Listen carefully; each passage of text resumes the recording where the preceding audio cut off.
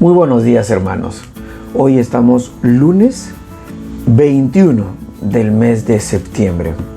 Hoy es un día muy especial porque el 21 de septiembre se celebra en el mundo, la iglesia celebra el día de San Mateo, evangelista, apóstol. Es fiesta. Así que es un día para reflexionar sobre este pasaje donde vamos a ver el llamado que tuvo Mateo. Hay varios mensajes que podría darnos el Señor hoy cuando leamos el Santo Evangelio, pero vamos a centrarnos en una palabra, que es cuando el Señor dice, sígueme. Efectivamente, seguir a Dios es andar por los caminos de Dios.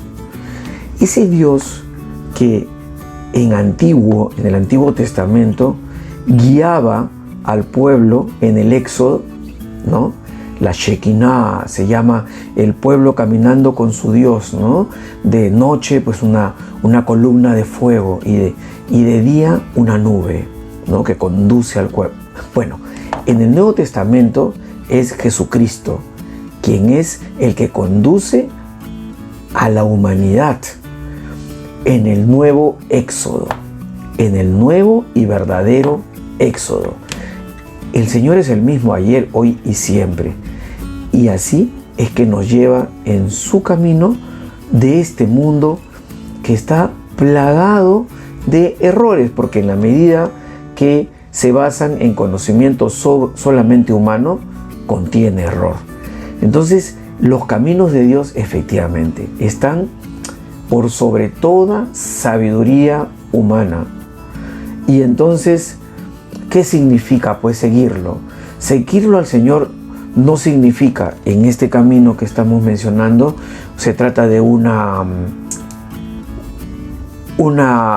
temas morales, seguirlos como un código moral y seguirlo pues en una espiritualidad determinada. ¿Que contiene esos componentes? Sí, los contiene, pero no significa el seguimiento eso. En esencia, el seguimiento es cuando uno siga a nuestro Señor Jesucristo, implica configurarse con Él, implica imitarlo, implica compartir su vida, pasión y muerte en la cruz. No nos asustemos, la vida de por sí tiene sus subidas y sus bajadas. El Señor nos propone en todo momento en hacer que esos momentos de mayor dolor encuentren verdadero sentido, que tengan un propósito y que nos lleven hacia esa felicidad que todos anhelamos y que Él nos quiere dar. Vayamos a la lectura del Santo Evangelio para seguir ahondando sobre qué nos dice el Señor hoy en el Evangelio según San Mateo, ¿eh? Porque como es el día de San Mateo, se comprende. Entonces leemos este pasaje de que es en el capítulo 9, del 9 al versículo 13. En aquel tiempo vio Jesús a un hombre llamado Mateo, sentado al mostrador de los impuestos, y le dijo, sígueme. Él se levantó y lo siguió, y estando en la mesa en casa de Mateo, muchos publicanos y pecadores que habían acudido se sentaron con Jesús y sus discípulos. Los fariseos, al verlo, preguntaron a sus discípulos, ¿cómo es que vuestro maestro come con publicanos y pecadores? Jesús lo oyó y dijo, no tienen necesidad de médico los sanos, sino los enfermos. Andad, aprender lo que significa misericordia quiero y no sacrificio, que no he venido a llamar a los justos, sino a los pecadores. Podríamos, como se puede ver, analizar a fondo también este tema de el Señor ha venido por los enfermos, por los pecadores. Después nos enteramos de que todos estamos un poquito enfermos y que todos de una u otra manera somos pecadores, ¿no? Entonces el Señor ha venido efectivamente por todo. Lo que pasa es que los fariseos se creen santitos y ven como por abajo del hombro a el otro ay, como qué pecador que es, ¿no? Por eso que el Señor le dice misericordia quiero y no sacrificio, porque está queriendo enseñarnos que dejemos pues las exterioridades, ¿no? Dejemos de creérnosla y más bien miremos lo profundo, lo que la persona quiere. La persona puede estar en el pecado más grande, nosotros podemos estar en el momento más difícil de nuestras vidas, pero allí todavía subsiste esa llama, esa luz adentro de nosotros, ese Dios que late por dentro y que nos hace ser un poquito humildes para decir, Señor, ayúdame. Pero no vamos a abundar de eso. Generalmente todas las reflexiones podrían estar abundando sobre eso porque llama la atención poderosamente. Pero también es muy profundo esto de sígueme.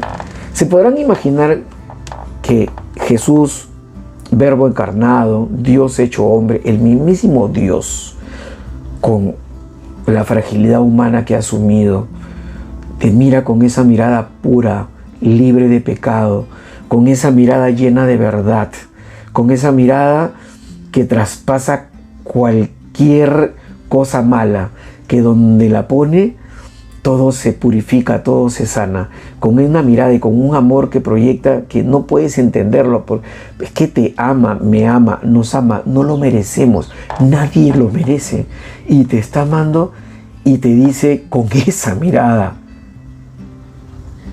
sígueme. ¿Cómo será ese corazón?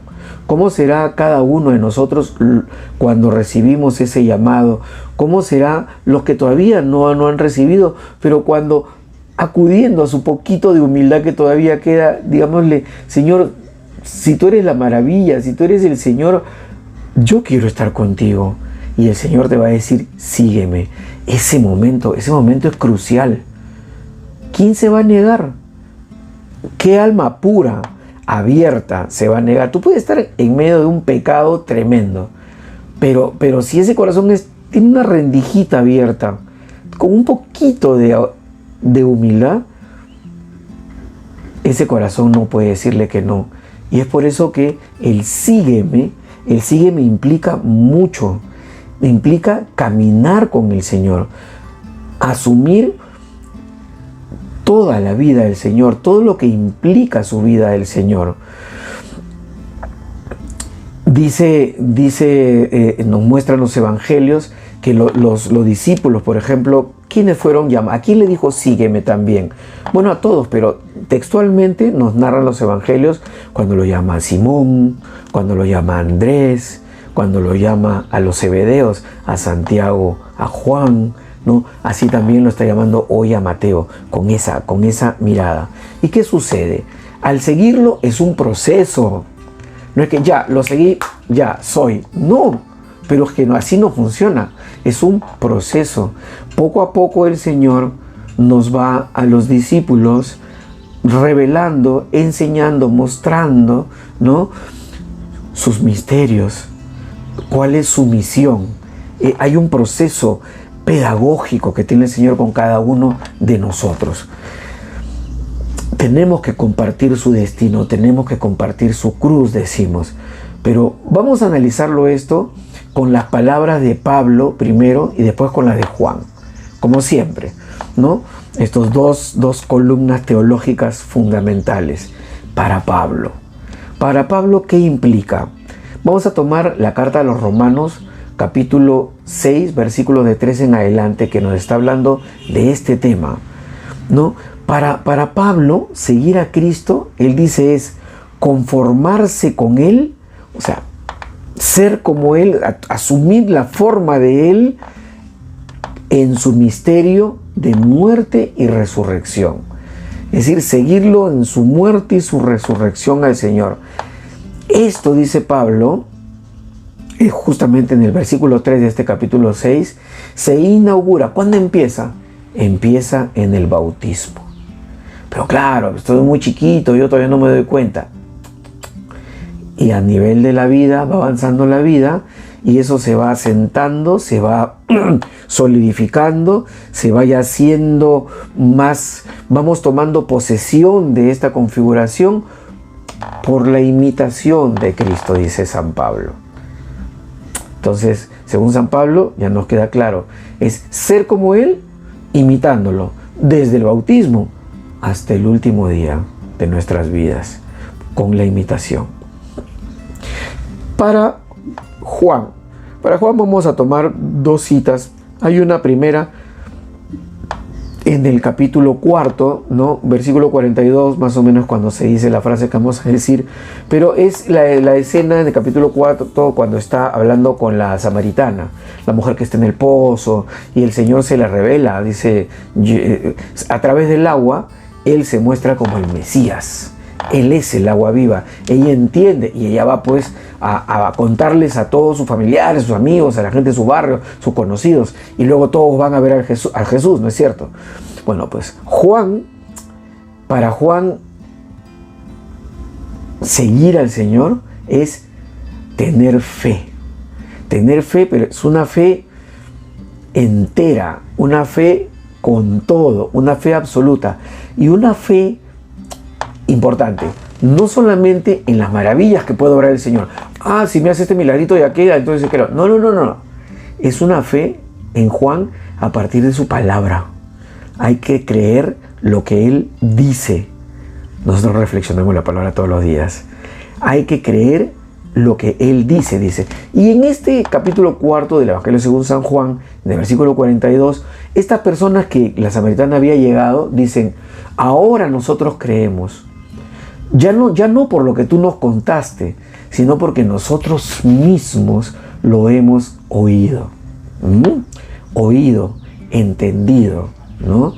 Hemos, a través de la palabra, intimado con el Señor. Lo conocemos porque tenemos intimidad a través de su palabra. Sabemos ya, por lo tanto, tenemos fe, una fe total.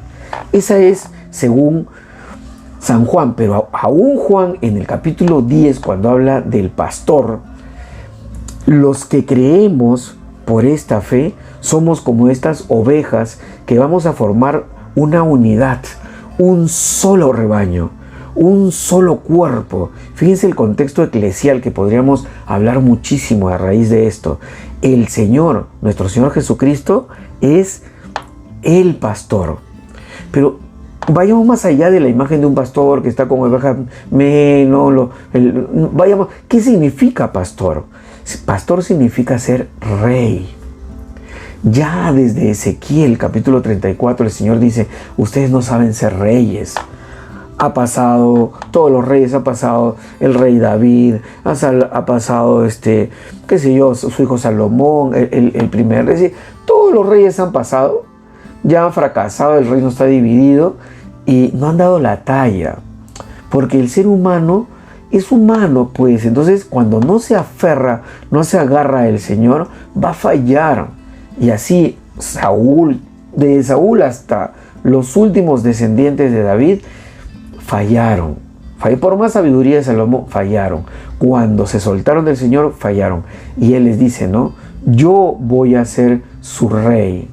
Yo voy a ser su pastor. Por eso que el Señor en el capítulo 10, nuestro Señor Jesucristo dice, yo soy el pastor. Es el que nos va a enseñar, el que nos va a guiar, el que siguiéndolo, sígueme, el que siguiéndolo nos va a llevar, como dice también el Salmo número 23, ¿no? A fuentes de aguas clarísimas, a pastos riquísimos, es decir, a la felicidad. Nos va a guiar a donde nosotros alcancemos la plenitud. Eso es, según Juan, una fe total, una fe de seguimiento, en unidad, en iglesia, en rebaño, porque Él es el único. Podemos encontrar sabiduría poquita, aquí y allá poquita. Sí, que los orientales dijeron, ¿no? Que Confucio dijo, ¿no? Que dice, que fulanito, que Goindaye, Pablo Coelho, que Osho, que Deepak Chopra, que sí, dicen cosas inteligentes, pero la totalidad, la sabiduría es de Cristo. Eso, ¿quién lo duda? Pero hay que decirlo, porque muchas veces nos vemos subyugados por mensajitos lindos que aparecen por aquí y por allá, pero que la sabiduría, nunca olvidemos que viene de Dios, y la sabiduría es Cristo. Entonces nosotros hoy, ¿cómo podemos tomar esto? Leyendo el libro de los Hechos de los Apóstoles, por ejemplo, en el capítulo 13, el versículo 43, se ve cuando toda una comunidad lo ha escuchado a Pablo y a Bernabé y los siguen. Qué interesante, porque nosotros no vas a esperar que se te aparezca Jesús pues ahí, ¿no? En carne y hueso, una imagen, no sé, una aparición y diga, sígueme. No.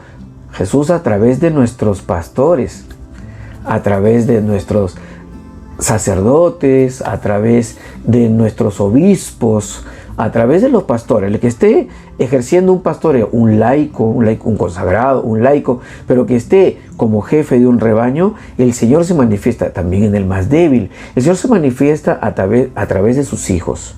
Entonces nosotros siguiendo a nuestros guías, nosotros estamos siguiendo a Jesús a donde Él está. Así como esta gente seguía a Pablo y a Bernabé en el capítulo 43 del capítulo 13 de Hechos de los Apóstoles. Pero también vamos a ver que se cumple siempre la promesa que Jesús nos hace en el capítulo 12 de Juan, versículo 26. Cuando el Señor dice textualmente, si alguien me sirve, sígame. Y donde yo estoy, allí estará también mi servidor. Y sabemos que si estamos con Él, todo estará perfecto. Todo tendrá sentido. Pidámosle pues al Señor, como todas las mañanas, que ilumine nuestras mentes y encienda, anche nuestros corazones para que podamos entender bien el significado, lo que Él nos quiere decir con su palabra. Pidámosle al Señor que nos bendiga, nos guarde de todo mal y nos lleve a la vida eterna. Amén. Que tengamos un muy bonito lunes y que el Señor tenga bien, haga posible, permita que mañana también podamos reunirnos aquí para un ratito reflexionar sobre la palabra de Dios.